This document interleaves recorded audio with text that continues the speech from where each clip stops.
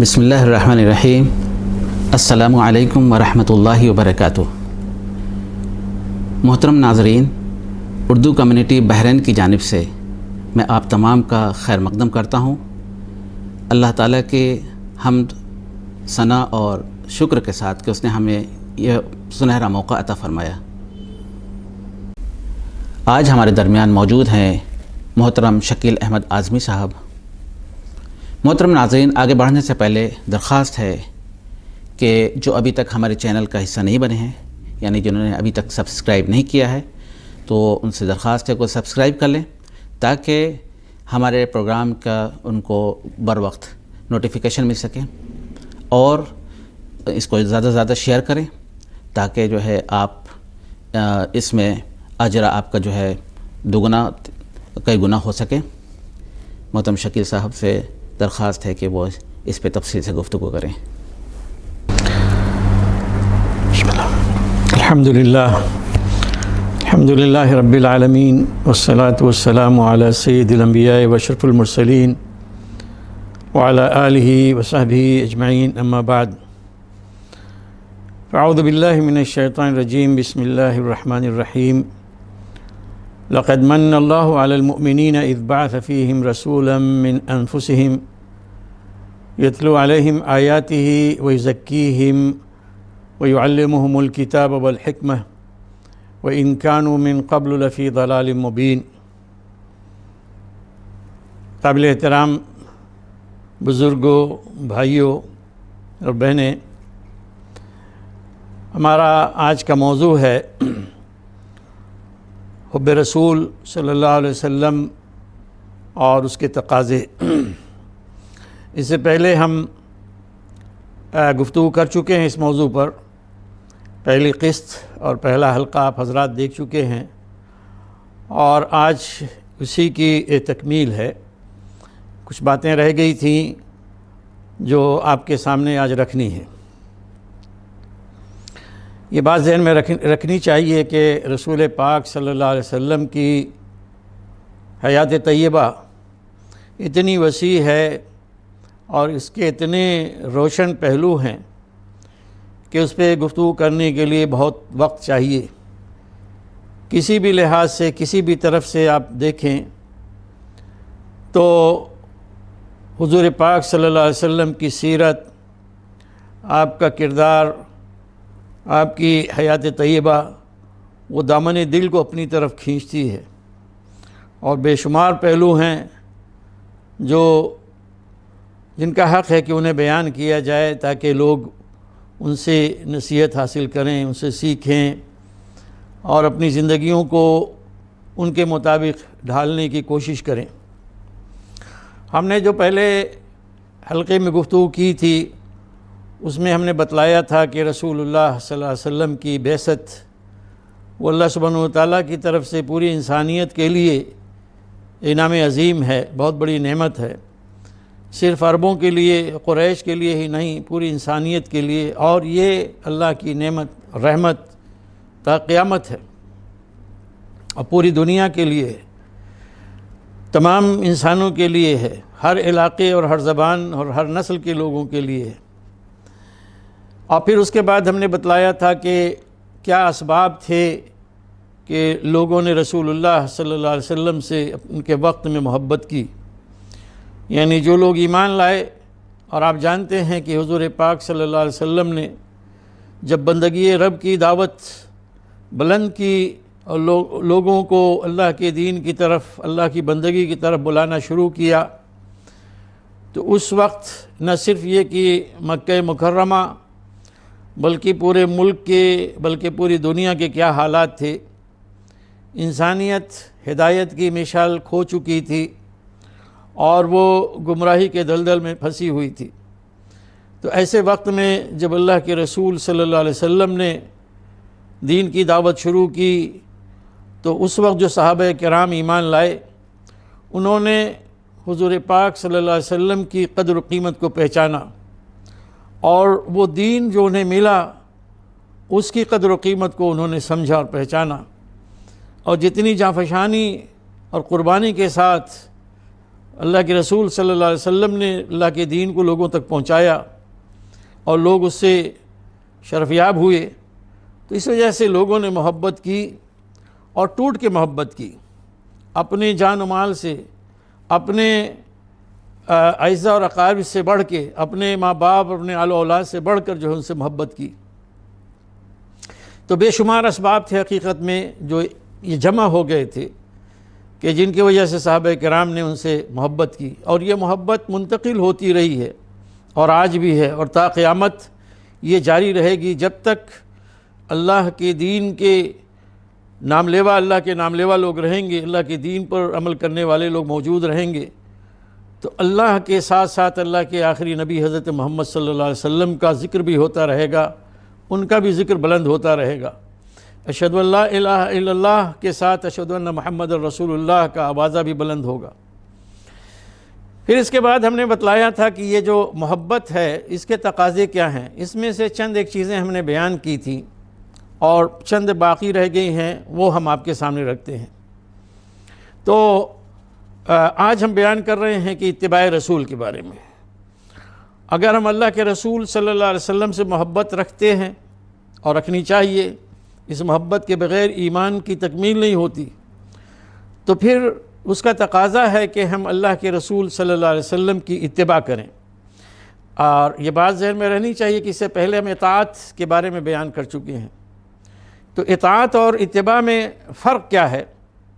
اتباع اور اطاعت کے معنی میں یہ فرق ہے کہ اطاعت کا مطلب یہ ہوتا ہے کہ جو احکام دیے گئے ہیں اللہ کی طرف سے، اللہ کے رسول صلی اللہ علیہ وسلم کی طرف سے، ان کی تعمیل کرنا، اور مگر اتباع کا مطلب پیروی کرنا ہے، چاہے اس کام کا باقاعدہ حکم دیا گیا ہو یا نہ دیا گیا ہو۔ یعنی دیکھیے، کچھ احکام ہوتے ہیں، بہت سارے احکام ہیں جن کا حکم دیا گیا ہے، وہ کرنا ہی کرنا ہے آپ کو۔ مثلا نماز ہے، تو نماز آپ اطاعت کریں گے اللہ کے حکم کی، اللہ کے رسول کے حکم کی، اور اس حکم کی، اس اطاعت کی تعمیل میں آپ نماز پڑھیں گے۔ لیکن نماز کیسے پڑھیں گے، کس طرح سے پڑھیں گے؟ تو اس کی جو نماز کی شکل ہے، اس کی تفصیلات ہیں، وہ رسول پاک صلی اللہ علیہ وسلم نے نماز پڑھ کر دکھلائی اور بتلائی، لوگوں کو سکھائی نماز کہ نماز کیسے پڑھی جاتی ہے، کیسے ادا کی جاتی ہے۔ اور اسی طرح سے رسول اللہ صلی اللہ علیہ وسلم نے جہاں پہ بھی ضرورت ہوئی تو آپ نے اپنی زبان مبارک سے بھی جو ہے نا اس کی وضاحت کی اور ارشاد فرمایا اور لوگوں کو بتلایا سمجھایا۔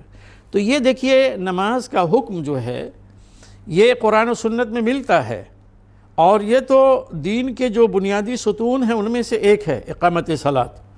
5 بنیادی ستون ہیں، ان میں سے ایک یہ ہے اقامت صلاۃ، یعنی نماز قائم کرنا اور نماز کا اہتمام کرنا۔ تو یہاں پہ اطاعت ہوگی اس حکم پر عمل کرنے کی، اور اتباع ہوگی یہ کہ اللہ کے رسول صلی اللہ علیہ وسلم نے کس طرح سے نماز ادا کی، اب اسی طریقے سے نماز ادا کی جائے گی۔ اس کے علاوہ بہت ساری چیزیں ہیں کہ جن کا دین میں حکم نہیں دیا گیا ہے۔ حضور پاک صلی اللہ علیہ وسلم اٹھتے بیٹھتے، چلتے پھرتے، سفر میں اور حضر میں بہت سارے جو معمولات ہوتے تھے وہ کرتے تھے۔ تو صحابہ کرام نے آپ کو صلی اللہ علیہ وسلم کو دیکھا تو آپ کی نقل کرتے تھے، آپ کی اتباع کرتے تھے کہ وہ بھی وہ کرتے، اگرچہ اس کا حکم نہیں ہوتا تھا۔ مثلا موسیٰ بن عقبہ بیان کرتے ہیں کہ میں نے سالم بن عبداللہ بن عمر کو دیکھا، یعنی حضرت عمر بن خطاب رضی اللہ تعالیٰ عنہ کے پوتے ہیں حضرت سالم۔ وہ ان کے بارے میں موسیٰ بن عقبہ بیان کرتے ہیں کہ میں نے ان کو دیکھا کہ وہ دوران سفر راستے میں بعض مقامات تلاش کرتے تھے اور وہاں نماز پڑھتے تھے، یعنی چل رہے ہیں اور کچھ جگہوں پہ وہ تلاش کرتے تھے، وہ پہنچ گئے تو وہاں پہ نماز پڑھتے تھے، کیونکہ انہوں نے اپنے والد عبداللہ کو اور انہوں نے اپنے والد عمر کو وہاں نماز پڑھتے دیکھا تھا۔ اور عمر رضی اللہ تعالیٰ عنہ وہاں اس لیے نماز پڑھتے تھے کہ انہوں نے حضور صلی اللہ علیہ وسلم کو وہاں نماز پڑھتے دیکھا تھا۔ تب یہ کوئی ضروری نہیں تھا کہ نماز اس جگہ پہ پڑھیں، لیکن انہوں نے دیکھا کہ سفر کے دوران اللہ کے رسول صلی اللہ علیہ وسلم ایک متعین جگہ پہ، فلاں جگہ پہ اترے ہیں اور وہاں پہ نماز پڑھی ہے، خواہ فرض خواہ نفل۔ تو انہوں نے دوران سفر اس کو تلاش کیا کہ جہاں پہ اللہ کے رسول صلی اللہ علیہ وسلم نے نماز پڑھی وہاں پہ وہ نماز پڑھیں۔ یہ واقعہ جو ہے بخاری میں بیان ہوا ہے۔ ایک بڑا دلچسپ واقعہ حضرت علی رضی اللہ تعالیٰ کا ملتا ہے کہ حضرت علی سواری پر سوار ہوئے تو دعائے مسنون پڑھنے کے بعد مسکرانے لگے۔ کسی نے وجہ پوچھی تو فرمایا کہ میں نے نبی اکرم صلی اللہ علیہ وسلم کو دیکھا تھا کہ آپ نے سواری پر سوار ہو کر اسی طرح سے دعا پڑھی اور پھر آپ مسکرائے تھے، لہٰذا میں بھی حضور صلی اللہ علیہ وسلم کی اتباع میں مسکرا رہا ہوں۔ یہ دیکھیے ایک عام قسم کے چیزیں ہیں جن کا حکم نہیں ہے، اور جن کا حکم ہے ان میں تو خود اللہ کے رسول صلی اللہ علیہ وسلم نے فرمایا ہے کہ مثلا نماز کے بارے میں کہ صلو کما رأیتمونی اصلی، تم لوگ نماز پڑھو جس طرح سے تم مجھے دیکھتے ہو کہ میں نماز پڑھ رہا ہوں۔ نماز پڑھتے ہوئے جس طرح سے تم لوگوں نے مجھے دیکھا ہے اور دیکھ رہے ہو، اسی طرح سے تم بھی نماز پڑھو۔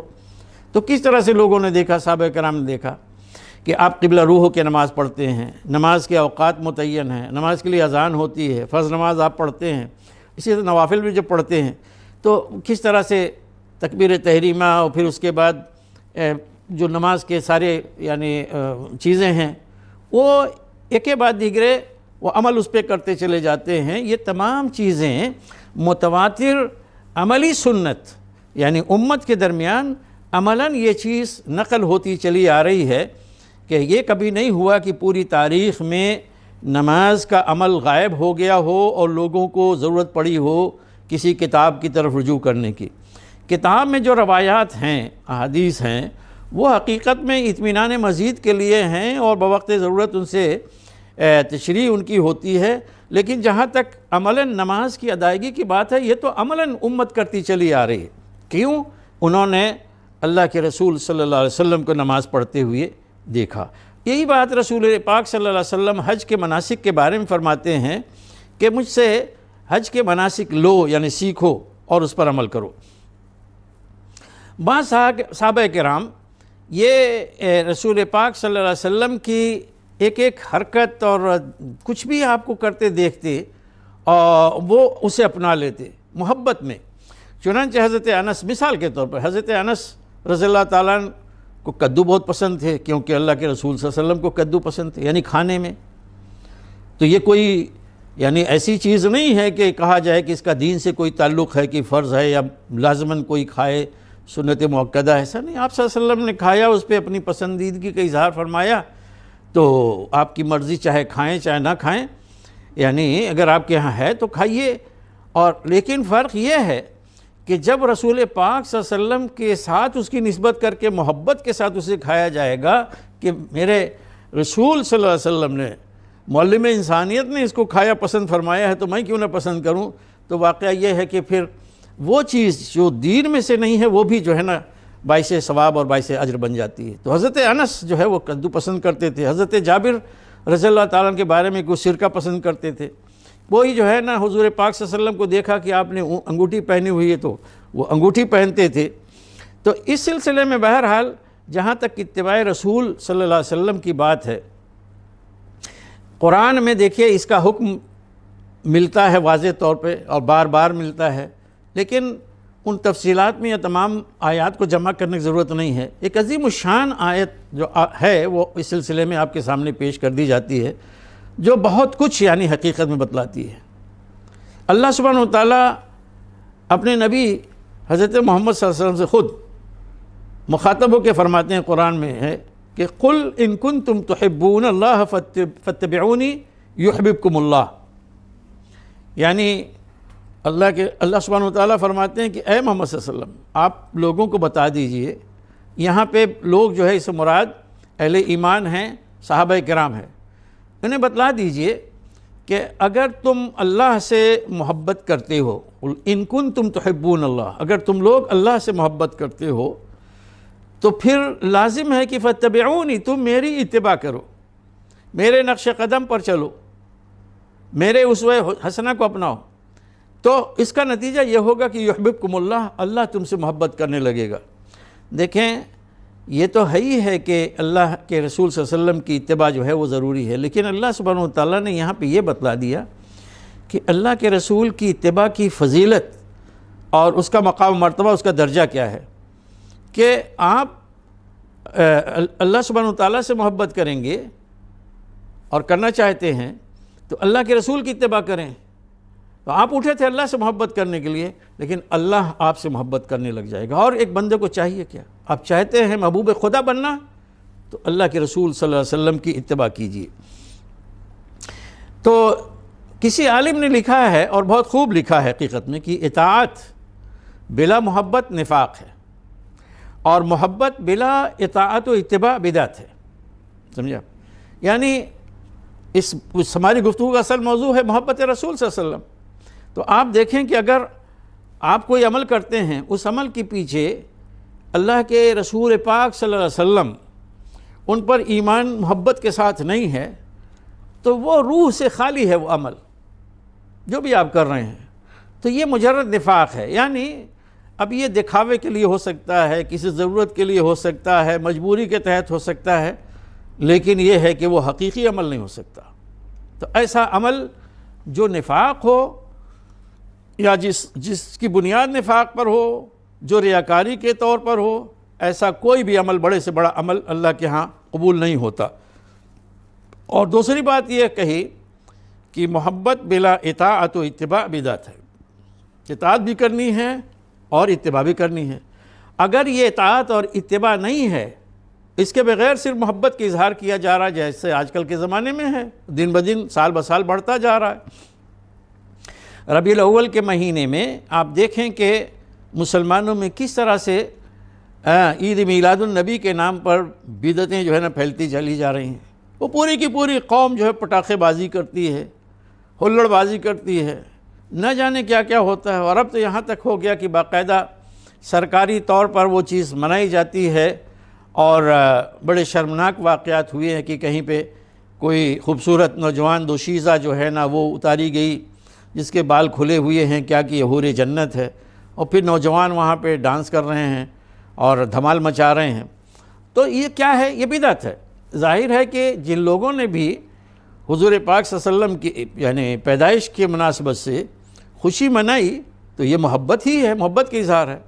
لیکن یہ محبت اللہ کو نہ تو اللہ کو پسند ہے نہ اللہ کے رسول پسند ہے. یہ چیز مطلوب ہی نہیں ہے، یہ بدعت ہے.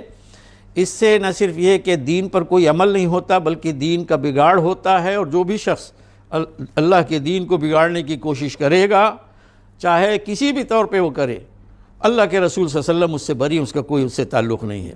اس لیے محبت کا تقاضا یہ ہے کہ اتباع رسول کی جائے اور محبت کے ساتھ کی جائے. اور کوئی بھی عمل ایسا جو حضور پاک صلی اللہ علیہ وسلم سے ثابت نہیں ہے، جس پر آپ نے عمل نہیں کیا ہے، جس کی آپ نے تعلیم نہیں دی ہے، اور اس سے جو ہے اجتناب کیا جائے. اور اسی طرح سے غلو اور بدعت، اس سے جو ہے اجتناب کرنا ضروری ہے، بچنا ضروری ہے. ورنہ اگر کہیں کچھ آپ کی نیکیاں اور حسنات ہوں گی تو وہ بھی سب جو ہے تباہ ہو جائیں گی.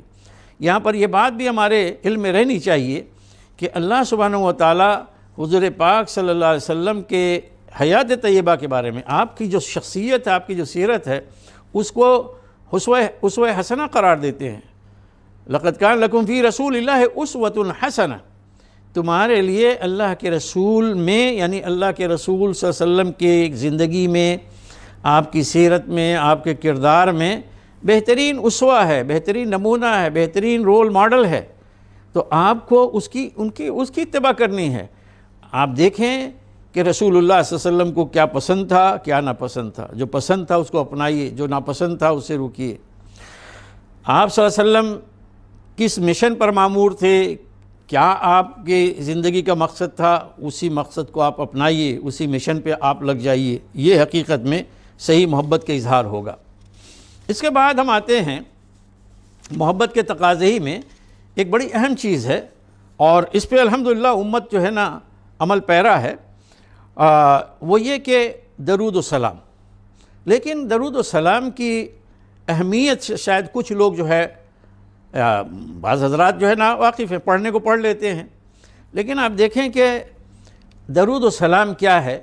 اللہ کے رسول صلی اللہ علیہ وسلم کی جو جد و جہد تھی، جو محنت تھی، جو قربانی تھی، شب و روز کی تڑپ تھی انسانیت کی ہدایت کے لیے، اللہ کے دین کی سربلندی کے لیے جد و جہد تھی، اس کے نتیجے میں جو ہے نا یہ دین غالب ہوا اور یہ دین پھر چلتا ہوا آج ہم تک پہنچا ہے۔ تو رسول پاک صلی اللہ علیہ وسلم کا یہ حق بنتا ہے امت پر، ان کے ماننے والوں پر، اہل ایمان پر، کہ وہ آپ صلی اللہ علیہ وسلم کے درجات کی بلندی کے لیے دعائیں کریں۔ اسی کو درود و سلام کہا جاتا ہے۔ اللہ سبحانہ وتعالیٰ فرماتے ہیں کہ ان اللہ و ملائکتہ یصلون علی النبی یا ایھا الذین آمنوا صلوا علیہ وسلموا تسلیما، کہ اللہ اور اس کے فرشتے نبی پر درود و سلام بھیجتے ہیں۔ یہاں پہ دیکھیے اللہ اور فرشتے دونوں ہیں، یصلون ان کے لیے فعل آیا کہ وہ یہ درود بھیجتے ہیں۔ تو یہاں پہ جب یہ یصلون جہاں تک اللہ کی بات ہے تو اللہ سبحانہ وتعالیٰ رحمت براہ راست وہ اپنے رسول پر بھیجتا ہے۔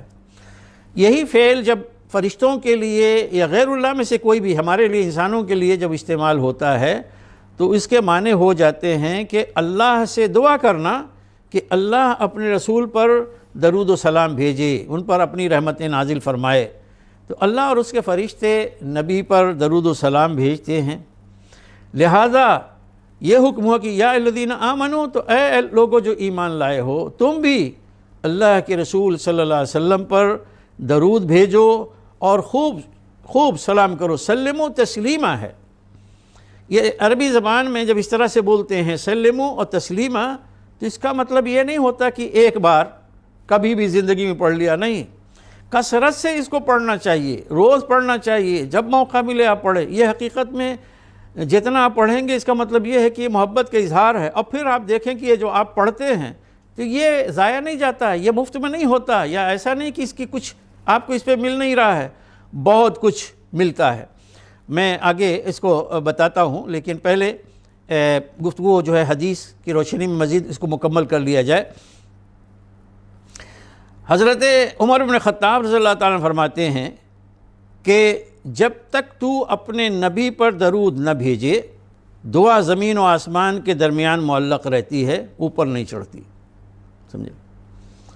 یا یہ حضرت عمر بن خطاب رضی اللہ تعالیٰ عنہ فرماتے ہیں روایت کرتے ہوئے کہ تو جب تک تو اپنے نبی پر درود نہ بھیجے دعا زمین و آسمان کے درمیان معلق رہتی ہے، اوپر نہیں چڑھتی۔ یعنی آپ دعا کرتے ہیں تو دعا پہنچانے کے لیے ضروری ہے کہ آپ جو ہے درود بھیجیں۔ اور حضرت علی رضی اللہ تعالیٰ عنہ سے روایت ہے، وہ کہتے ہیں کہ اللہ کے رسول صلی اللہ علیہ وسلم نے فرمایا کہ وہ شخص بڑا بخیل ہے کہ جس کے پاس میرا ذکر ہوا اور اس نے مجھ پر درود نہ بھیجا۔ تو بخیل تو بہت لوگ ہوتے ہیں نا، آپ سے پوچھا جائے کہ بخیل کون ہے بھائی، تو کہیں گے وہی جو ہم آپ جانتے ہیں کہ پیسے ہوں جیب میں اور کچھ خرچ کرنے کے لیے تیار نہ ہو، کسی غریب کی مدد کرنے کے لیے تیار نہ ہو، تو وہ بخیل ہے۔ لیکن حضرت علی رضی اللہ تعالیٰ عنہ جو روایت کرتے ہیں وہ کہتے ہیں کہ اللہ کے رسول صلی اللہ علیہ وسلم نے فرمایا کہ وہ شخص بڑا بخیل ہے کہ جس کے پاس میرا ذکر ہو، اللہ کے رسول صلی اللہ علیہ وسلم کا نام آئے، اس کے سامنے میرا ذکر ہو اور اس نے مجھ پر درود نہ بھیجا۔ یہ مسند احمد میں ہے۔ اور ایک دوسری روایت جو حضرت ابو ہریرہ سے ہے اس میں تو یہ کہا گیا ہے کہ اس شخص کی ناک خاک آلود ہو، رغم انف رجل ذکرت عنده فلم يصلی علیہ، کہ اس شخص کی ناک خاک آلود ہو کہ جس کے سامنے میرا ذکر ہوا اور اس نے مجھ پر جو ہے درود سلام نہ بھیجا۔ اچھا، یہ اس کے بارے میں صرف ایک چیز جان لیجئے کہ جو حدیث سے صحیحہ سے جو ہے ثابت ہے وہ یہ کہ اللہ کے رسول صلی اللہ علیہ وسلم فرمایا کہ جو شخص مجھ پر ایک مرتبہ سلام بھیجتا ہے، درود سلام بھیجتا ہے، تو اس کے بدلے میں اللہ تعالیٰ اس کو 10 مرتبہ اس پہ بھیجتا ہے۔ یعنی آپ ایک مرتبہ بھیجیں، درود اور رحمت کی دعا کریں، تو اس کے بدلے میں آپ کو 10 نیکیاں ملتی ہیں، یا 10 رحمتیں آپ کو اللہ سبحانہ وتعالیٰ کی طرف سے ملتی ہیں۔ اس کے بعد محبت رسول صلی اللہ علیہ وسلم کے تقاضوں میں سے ایک اہم بات یہ ہے کہ صحابہ کرام اور اہل بیت سے محبت کی جائے۔ چنانچہ آپ قرآن میں دیکھیں کہ خود صحابہ کرام کے دور میں وہ تھے ایک لوگ جو سابقون الاولون تھے، یعنی پہلے ایمان لا چکے تھے مہاجرین اور انصار میں سے، اور فتح مکہ کے بعد میں لوگ آتے گئے، بہت جو ہے وہ بھی صحابہ تھے، لیکن یہ بہت بعد میں آنے والے لوگ ہیں۔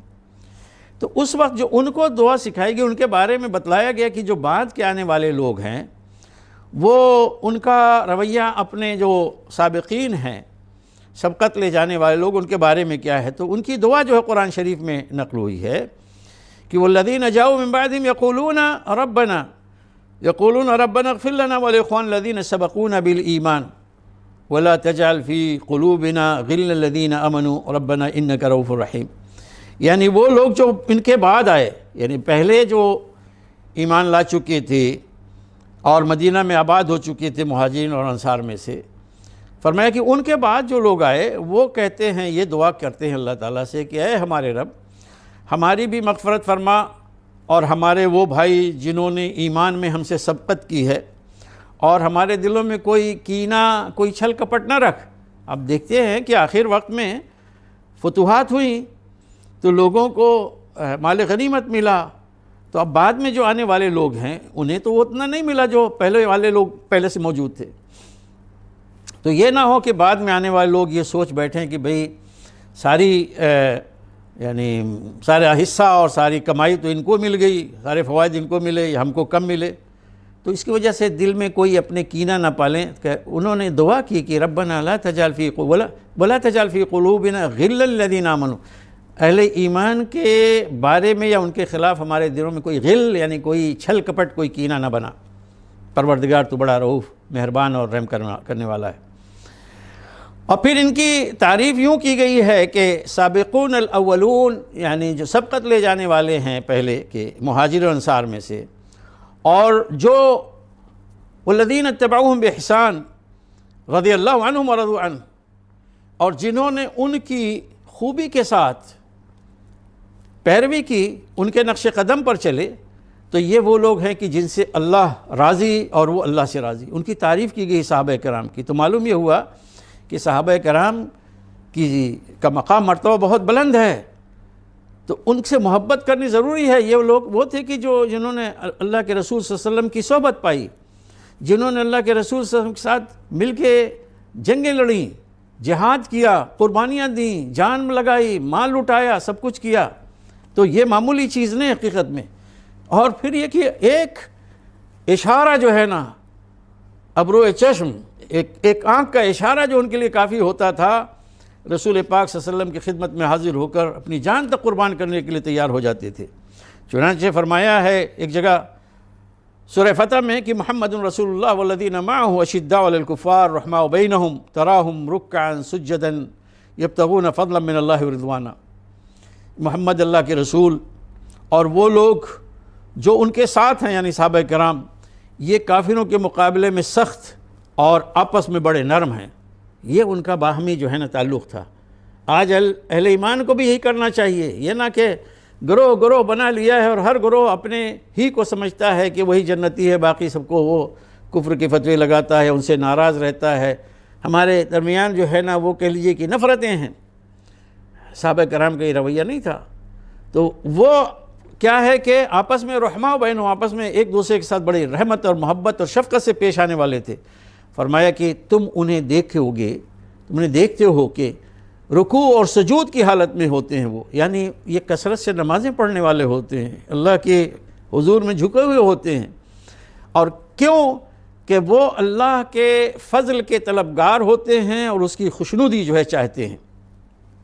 اللہ کے رسول صلی اللہ علیہ وسلم نے فرمایا کہ اللہ فی اصحابی، میرے صحابہ کے بارے میں تم لوگ اللہ سے ڈرو. لوگوں کو تنبیہ کی کہ میرے صحابہ کے بارے میں تم لوگ بچو، اللہ سے ڈرو، اور انہیں میرے بعد، یعنی میں چلا گیا، رخصت ہو گیا دنیا سے، تو میرے بعد انہیں تم نشانہ نہ بنانا. یہاں نشانہ بنانا، لا تتخذوہم غرضا من بعدی، یعنی ان پہ نشانہ سادھنا، ان کی ذات کو متون کرنا، ان پہ تہمتیں لگانا، یہ بہت سارے لوگوں کا آج مشغول جو ہے محبوب مشغلہ بنا ہوا ہے. تو فرمایا کہ انہیں میرے بعد نشانہ نہ بنانا. اور مزید آپ صلی اللہ علیہ وسلم نے یہ فرمایا کہ تو جس نے ان سے محبت کی تو اس نے میری محبت کی بنیاد پر ان سے محبت کی. یعنی ان سے محبت وہ شخص کرے گا جو مجھ سے، یعنی اللہ کے رسول صلی اللہ علیہ وسلم سے محبت کرے گا. اور جس نے ان سے نفرت کی، بغض کیا، تو وہ مجھ سے بغض کی بنیاد پر ان سے نفرت کرے گا. یعنی ایسا نہیں ہو سکتا کہ کوئی صحابہ کرام سے بغض رکھے، ان سے نفرت کا اظہار کرے، اور اللہ سبحانہ وتعالیٰ کے رسول صلی اللہ علیہ وسلم جو ہے ان سے وہ محبت ہو، ایسا نہیں۔ وہ اللہ کے رسول صلی اللہ علیہ وسلم سے نفرت کی ایک بنیاد یہ جو ہے نا شاخسانہ یہ چیز ہوا کرتی ہے۔ اور یہ بھی مزید اس حدیث کا حصہ ہے کہ جس نے انہیں تکلیف پہنچائی تو اس نے مجھے تکلیف پہنچائی، اور جس نے مجھے تکلیف پہنچائی تو حقیقت میں اس نے پھر اللہ سبحانہ و تعالیٰ کو جو ہے تکلیف پہنچائی۔ تو اس دن میں آپ دیکھیں کہ بعض اشخاص کی شخصیات کے بھی نام لے کے اللہ کے رسول صلی اللہ علیہ وسلم نے صحابہ کرام اور اہل بیت میں سے فرمایا ہے۔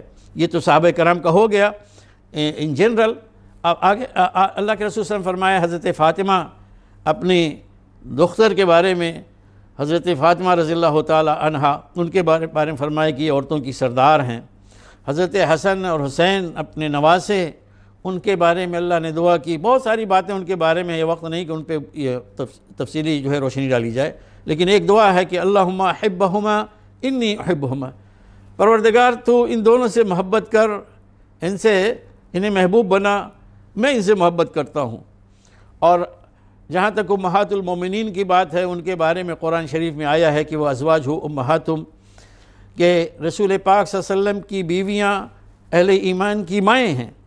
تو ظاہر ہے کہ مائیں اگر ہیں تو ہماری ذمہ داری بنتی ہے کہ ہم ان کے ساتھ محبت کریں۔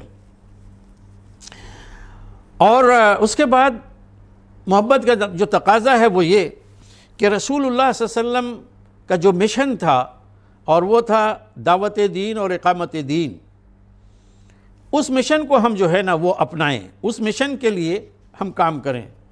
رسول اللہ صلی اللہ علیہ وسلم وہ زندگی بھر جب سے آپ کو وہ نبوت ملی آخر وقت تک اسی پہ کام کرتے رہے، صحابہ کرام کام کرتے رہے۔ آپ صلی اللہ علیہ وسلم کے بعد پھر صحابہ پوری دنیا میں جہاں جہاں پہنچ سکتے تھے پہنچے، اور انہوں نے اللہ کے دین کو پہنچایا۔ تو یہ دعوت دین جو ہے یہ حقیقت میں اس کا بڑا اہم مقام ہے۔ اسی وجہ سے امت محمدیہ کو امت دعوت بھی کہا جاتا ہے۔ یہ امت دعوت ہے کیونکہ اب اللہ کے رسول صلی اللہ علیہ وسلم کے بعد آپ کی امت اس مشن پر فائز ہے جس مشن پر آپ صلی اللہ علیہ وسلم مبعوث ہوئے تھے۔ وہ یہی مبعوث ہوئے تھے کہ اللہ کی بندگی کا نظام دنیا میں قائم ہو، اللہ کا دین جو ہے وہ قائم ہو، اور دین یہی ہے کہ اللہ کی بندگی۔ جب تک دنیا میں ایک انسان بھی باقی رہتا ہے ایسا، اور آج تو یعنی اہل ایمان سے کہیں زیادہ ہے ان لوگوں کی تعداد کہ جو اللہ کے باغی ہیں، جو غیر اللہ کی عبادت کرتے ہیں، جو اللہ کے دین سے ناشنا ہیں، تو جب تک یہ کیفیت ہے امت اس منصب پر رہے گی، اس ذمہ داری کو ادا کرتی رہے گی۔ اور اس امت کو کہا گیا ہے کہ کنتم خیر امت اخرجت للناس تأمرون بالمعروف وتنہون عن المنکر، کہ تم بہترین امت ہو جسے اب میدان میں لایا گیا ہے لوگوں کی رہنمائی کے لیے، لوگوں کی ہدایت کے لیے، کہ تم معروف کا حکم دیتے ہو اور منکر سے روکتے ہو۔ اور اس کے بارے میں بے شمار آیات ہیں، بے شمار احادیث ہیں۔ تو یہ جو دعوت اور اقامت دین کا مشن ہے، اس کو یہ نہ سمجھیں کہ کوئی جس وقتی کام ہے، یا کسی کو اگر وقت ملے تو کر لے، نہیں تو نہیں۔ حقیقت میں ہم میں سے ہر ایک شخص جو ہے نا ذمہ دار ہے، ہر ایک شخص کو یہ ذمہ داری دی گئی ہے کہ اللہ کے دین کو پہنچائے۔ اس کے لیے کوئی ضروری نہیں کہ ہر آدمی جو ہے علامہ اور مولانا ہو۔ جس کو جتنا معلوم ہے، جتنا کچھ اس نے دین میں سے سیکھا ہے، بشرطے کہ وہ صحیح ہو، وہ بات پہنچائے۔ بعض لوگ آج ایسے بھی ہیں کہ جو محض قصے کہانیاں، کہیں نکلے 2-4 روز کے لیے کدھر کسی اس میں جماعت کے ساتھ، اور پھر پتہ چلا خود تو جاہل ہیں، 2-4 دن گئے تو اس کے بعد ان کو سرٹیفکیٹ مل گیا، سمجھتے ہیں کہ وہ چاہے بیان کریں، تو آ کے قصے کہانیاں بیان کرتے ہیں۔ یہ اللہ کا دین جو ہے نا اس کے اندر بگاڑ اسی طرح سے پیدا ہوتا ہے۔ آپ اتنا ہی بیان کریں کہ جتنا واقعتاً یقین کے ساتھ آپ کو معلوم ہے کہ قرآن و سنت میں یہ چیز بیان ہوئی ہے، اور اس کے حوالے سے بیان کریں، ورنہ گمراہی ہوگی۔ اور گمراہ لوگ جب آ کے، یا لا علم اور جاہل لوگ جب آ کے لوگوں کو بتائیں گے تو خود بھی گمراہ ہوں گے اور ان کو بھی گمراہ کریں گے۔ تو اللہ کے رسول صلی اللہ علیہ وسلم کی سیرت کا اگر مطالعہ کریں گے تو معلوم ہوگا کہ حجۃ الوداع جب آپ صلی اللہ علیہ وسلم نے ادا فرمایا تو جو خطبہ آپ صلی اللہ علیہ وسلم نے وہاں پہ دیا، بڑا عظیم الشان خطبہ ہے۔ اس میں بہت کچھ آپ صلی اللہ علیہ وسلم نے بیان فرمایا، اور وہاں پہ جو مجمع تھا صحابہ کرام کا، ان سے انہوں نے کہا کہ الا هل بلغت، کیا میں نے تم تک پہنچا دیا، یعنی دین پہنچا دیا؟ تو لوگوں نے کہا کہ ہاں۔ آپ نے فرمایا کہ میں نے پہنچا دیا۔ اس طرح سے آپ نے 3 بار کہا۔ مجمع نے کہا کہ ہاں۔ تو پھر آپ صلی اللہ علیہ وسلم فرمایا کہ انگلی اٹھائی اللہ کی طرف، اللہم فاشہد، اے اللہ تو گواہ رہنا کہ میں نے تیرے دین کو پہنچا دیا۔ تو اس وقت آپ صلی اللہ علیہ وسلم نے یہ بھی کہا کہ جو یہاں پہ موجود ہے وہ اس تک میری بات پہنچا دے جو موجود نہیں ہے، الا فلیبلغ الشاہد الغائب، جو حاضر ہے وہ غائب کو جو ہے میری بات پہنچا دے، یعنی یہ ذمہ داری بنتی ہے۔ میرے بھائیو، اس میں تفصیلات بہت ہیں اور تقاضے اور ہیں، لیکن میں وقت کی کمی کی وجہ سے اب آخری چیز جو ہے نا وہ بیان کرتا ہوں، کیونکہ گفتگو سمیٹنا ہے۔ دیکھیں، علامہ اقبال رحمۃ اللہ علیہ بہت بڑے شاعر تھے۔ ان کی شاعری میں ایک بڑی مارکت الآراء نظم جو ہے ملتی ہے ابلیس کی مجلس شورا کے نام پہ۔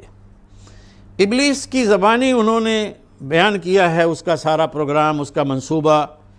تو وہ جو خطرات محسوس کرتا ہے اور دیکھتا ہے ابلیس، اور اپنے مشیروں سے دوسرے چھوٹے بڑے شیطانوں کو جمع کر کے ان سے رپورٹ لیتا ہے، تو اس کی روشنی میں دنیا کے تمام نظام ہائے زندگی اور نظام سیاست اور معاشرت اور معیشت، ان کا جائزہ لیتے ہوئے آخر میں وہ دین اسلام کو سب سے بڑا خطرہ جو ہے قرار دیتا ہے۔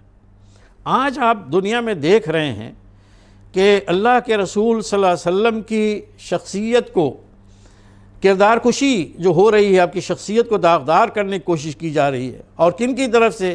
وہ مغرب کے جو بڑے پڑھے لکھے لوگ ہیں، بڑے مہذب لوگ اپنے آپ کو سمجھتے ہیں، لیکن اتنے گھٹیا ہیں۔ وہ جتنے گورے اور سفید ہیں، حقیقت میں ان کا دل اتنا ہی کالا اور سیاہ ہے۔ علامہ اقبال نے بہت پہلے کہا تھا ان کے بارے میں۔ یہ مغربی تہذیب جو بڑی چمک دمک والی اور زرق برق نظر آتی ہے، اس کے پیچھے دیکھیں تو بالکل تاریکی ہی تاریکی ہے، اور سیاہی ہے۔ وہاں پہ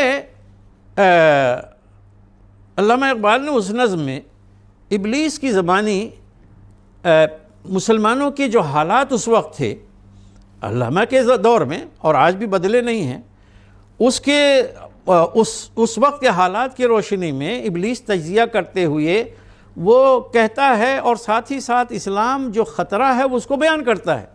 تو مسلمان تو کمزور ہیں، آج بھی کمزور ہیں، ہر لحاظ سے، ہر محاذ پر، سیاسی لحاظ سے، معاشی لحاظ سے، عسکری لحاظ سے، نظریاتی لحاظ سے، یعنی ان کے نظریات ہیں۔ ہمارا اصل نظریہ تو بہت مضبوط ہے، تو ان کی اپنی تعلیم و تربیت کے اپنے نظام کے لحاظ سے جو ہے بہت کمزور ہیں، عسکری طاقت ان کے پاس نہیں ہے۔ دنیا میں اتنے بڑے ممالک ہیں، مسلم ممالک، لیکن دنیا میں ان کی کوئی قدر و قیمت نہیں ہے، ان کو سنا نہیں جاتا، جبکہ ہر کوئی ان کو ڈکٹیٹ کرتا ہے۔ تو دیکھیے ابلیس کیا کہتا ہے اپنے مشیروں سے، جو سب آئے تھے یہاں وہاں کی بہت ساری رپورٹ لے کر۔ میں یہ نظم بڑی لمبی ہے، لیکن اس میں بڑے ہی اہم اور واقعی کی غور و فکر کی دعوت دیتے ہیں، اور بالکل صحیح تجزیہ کیا ہے علامہ نے ابلیس کی زبانی۔ ابلیس کہتا ہے اپنے مشیروں سے کہ جانتا ہوں میں کہ مشرق کی اندھیری رات میں، مشرق سے مراد عالم اسلام ہے، یہ مشرق ہے، میں جانتا ہوں میں کہ مشرق کی اندھیری رات میں بے ید بیضا ہے پیران حرم کی آستین۔ حرم سے مراد پیران حرم، یعنی حرم کے پیر لوگ، بڑے پیر جو ہے، پیران جو ہے جمع ہے پیر کی، یعنی علماء اور اس طرح کے لوگ جو ہے مذہبی طبقہ، یہ پیران حرم ہے۔ تو بے ید بیضا، ان کی جو ہے آستینوں میں ید بیضا نہیں ہے، یعنی ان کے اندر کوئی صلاحیت نہیں۔ ید بیضا آپ کو معلوم، حضرت موسیٰ علیہ السلام کا جو معجزہ تھا، معجزات میں سے ایک ید بیضا ہے، ہاتھ چمکتا ہوا، یہاں کریں نکالتے تھے وہ چمکتا ہوا روشن نکلتا تھا، یعنی یہ بالکل کھو چکے ہیں، ان کے اندر کوئی وہ صلاحیت اور قوت نہیں ہے۔ لیکن آگے وہ کیا کہتا ہے؟ عصر حاضر کے تقاضاؤں سے ہے لیکن یہ خوف، ہو نہ جائے آشکارا شر پیغمبر کہیں۔ یعنی مسلمان تو کمزور ضرور ہیں، یعنی ان کا علماء کا، ان کا مذہبی طبقہ جو ہے نا بالکل کمزور ہے، غافل ہے، لیکن عصر حاضر کے جو مطالبات اور تقاضے ہیں، انسانیت پریشان ہے، انسانیت کے سامنے بہت سارے مسائل ہیں، ان کے حل کے لیے وہ یہاں وہاں ہاتھ پاؤں مار رہے، نگاہیں اپنی دوڑا رہے، ڈھونڈ رہے ہیں ان کا حل کیا ہے۔ تو کہہ رہا ہے کہ عصر حاضر کے، یعنی موجودہ جو کنٹمپریری وہ ہے ٹائم، اس کے جو تقاضے ہیں عصر حاضر کے تقاضاؤں سے ہے، لیکن یہ خوف ہو نہ جائے آشکارا شرع پیغمبر کہیں۔ تو اب لوگ جو ہے نا وہ ڈھونڈنے نکلیں گے اپنے مسائل کے لیے حل، تو وہ ابلیس کہتا مجھے ڈر لگتا ہے کہ کہیں پیغمبر کی جو شریعت ہے لائی ہوئی وہ کہیں کھل نہ جائے اور لوگوں کو نظر نہ آ جائے، اس لیے کہتا الحذر، آئین پیغمبر سے 100 بار الحذر، حافظ ناموس زن مرد آزما مرد آفریں، کہ یہ پیغمبر کا جو قانون ہے، پیغمبر کی لائی ہوئی جو شریعت ہے اس سے بچو، 100 بار بچو۔ یہ عورتوں کی حفاظت کرنے والا ہے، ان کی عزت اور عصمت کی حفاظت کرنے والا ہے، اور مردوں کو مرد بنانے والا ہے، ان کو مردانگی عطا کرنے والا ہے، صحیح معنوں میں انہیں احساس دلانے والا ہے کہ تم ہو کون، تمہاری ذمہ داریاں کون۔ تو یہ دیکھیں واقعہ یہ ہے کہ بہت صحیح تجزیہ کیا تھا ابلیس نے، جسے علامہ اقبال نے بیان کیا۔ آج ہم دیکھتے ہیں اسی کی روشنی میں کہ فرانس کیا ہے کہ ایک تو نام ہے بہت زیادہ واضح، ہالینڈ ہے اور ڈنمارک ہے اور پتہ نہیں کون کون ممالک، انہوں نے بے شرمی کی حد کر دی۔ ایک عظیم شخصیت، جو شخصیت 1400-1500 سال پہلے گزر چکی ہے، اس کی زندگی اتنا متاثر کرتی ہے یورپ کے لوگوں کو کہ اور آئے دن تمام رکاوٹوں کے باوجود لوگ حلقہ اسلام میں داخل ہوتے چلے جا رہے ہیں، تو ان سے ڈرے ہوئے ہیں۔ اب براہ راست اسی لیے رسول اللہ صلی اللہ علیہ وسلم کی ذات کو ٹارگٹ بنا رہے ہیں اور ان کو کردار کشی کر رہے ہیں کہ اس کی وجہ سے، اس کے ذریعے سے اپنے عوام کو جو ہے وہ روکیں گے۔ تو فرانس کی حکومت اور وہاں پہ توہین آمیز خاکوں کی اشاعت ہوئی، اور جبکہ معلوم ہے کہ مسلمان توہین رسالت کو کسی بھی قیمت پر جو ہے برداشت نہیں کر سکتا، کوئی بھی مسلمان برداشت نہیں کر سکتا، تو لیکن کرنا کیا ہے؟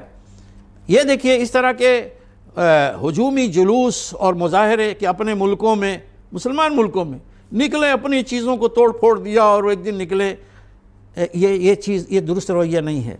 مغرب میں وہ چاہتے، ان کی پالیسی حقیقت میں یہ ہے، ایک طرف تو یہ حرکتیں کر رہے ہیں، اصل مقصد ان کا یہ کہ مسلمانوں کو اشتعال دلائیں، اپنے غم و غصہ کا اظہار اشتعال کے ذریعے سے اس طرح سے نہیں کہ اپنی ہی پراپرٹی کو، اپنی چیزوں کو ڈیمیج کریں اور توڑ پھوڑ کریں، معاشی مادی نقصان کریں، بلکہ طریقہ یہ ہے کہ اللہ کے رسول صلی اللہ علیہ وسلم کی سیرت کو، آپ کی سنت کو، آپ کی شریعت کو اور واضح کریں، اس پر خود عمل پیرا ہوں، دکھا دیں کہ جس رسول کی تم لوگ توہین کر رہے ہو، ہم ان کی سیرت سے ذرہ برابر بھی جو ہے نا وہ پیچھے ہٹنے والے نہیں ہیں، دستبردار ہونے والی نہیں ہیں۔ اور امت مسلمہ کی ذمہ داری یہی ہے کہ آپ صلی اللہ علیہ وسلم کے دین کو، خواہ قرآن اور اس کا ترجمہ ہو، سنت اس کا ترجمہ ہو، آپ صلی اللہ علیہ وسلم کی سیرت ہو، اس کو شفاف اور صاف انداز میں جو ہے نا پہنچانا چاہیے۔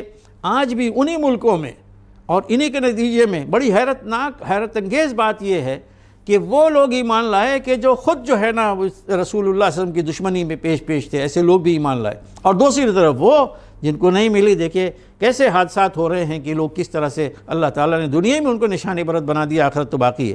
تو بہرحال امت مسلمہ کی ذمہ داری یہ ہے کہ سنجیدہ اور مضبوط لائحہ عمل بننا چاہیے، خواہ اس میں مصنوعات کا بائیکاٹ ہو یا معاشی لحاظ سے نقصان پہنچانا ہو، اور یہ سب بنائیں، اور یعنی حکام کا، جو حکمرانوں کا طبقہ ہے وہ بھی، اور عالمی سطح پہ مسلمان متحد ہو کر اس طرح کا ایک منصوبہ بنائیں، اور پھر وہ دنیا کے سامنے آئیں، ان سے کہیں کہ صاحب یہ چیز ہم برداشت نہیں کریں گے، یہ کسی بھی حال میں ہمارے لیے ناقابل برداشت ہے، اور اٹھ جائیں۔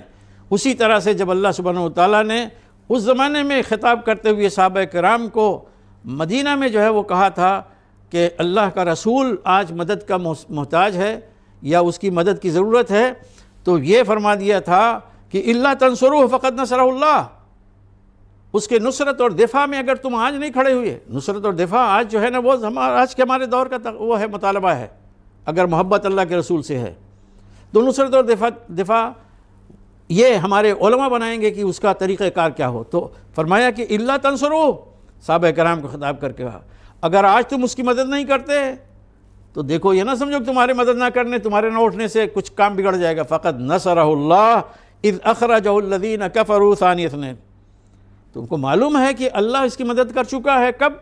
اس وقت جب کافروں نے ان کو نکال دیا اس حالت میں کہ وہ دو میں سے دوسرا تھا، ایک حضرت ابوبکر ساتھ میں تھے اور ایک خود اللہ کے رسول صلی اللہ علیہ وسلم، یہ دو لوگ ساتھ میں نکلے تھے۔ تمہیں معلوم ہے کہ اللہ تعالیٰ نے کیسے اپنے بندے کی مدد کی، اپنے نبی کی مدد کی، کہ کافروں نے انہیں نکلنے پر مجبور کر دیا، نکال دیا مکہ کی سرزمین سے۔ دو تھے، دو میں سے دوسرا۔